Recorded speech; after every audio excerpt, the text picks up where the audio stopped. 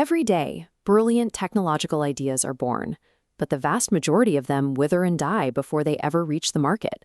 They get trapped in a financial chasm. It's the space between sketching out a raw concept and actually building a company mature enough to attract massive venture capital. Look at this timeline chart mapping the journey from a basic idea to VC funding.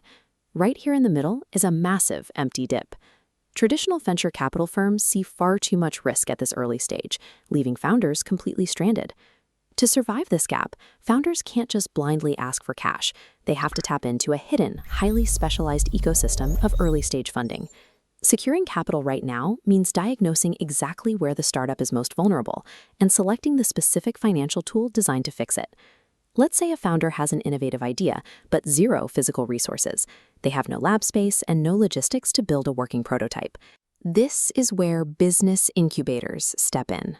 They provide the necessary physical environment and the time to plan, without the immediate pressure of turning a profit. This map of India shows how scalable this solution can be. You can see over 500 tech incubators across the country. Funded by a 2% pipeline from corporate profits, these innovation nodes thrive. Now, the map shifts to Israel. Their streamlined model sees the government pour millions into just 18 incubators, managed strategically by private investors. In both cases, incubators absorb the initial technology risk. They act as the physical bridge between an abstract concept and a tangible, testable prototype. But what happens when the prototype is finished? The startup is burning through its limited cash and must rush to market aggressively. To survive this phase, founders require business accelerators. Programs like Y Combinator, which launched Reddit and Airbnb, are designed to fast-track development and secure product-market fit in just a few months. This pie chart shows the trade-off.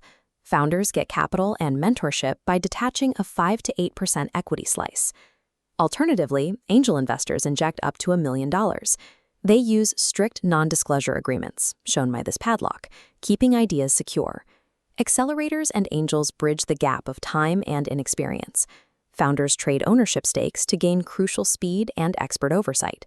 Not every founder has geographic or social access to wealthy investors or elite accelerator networks.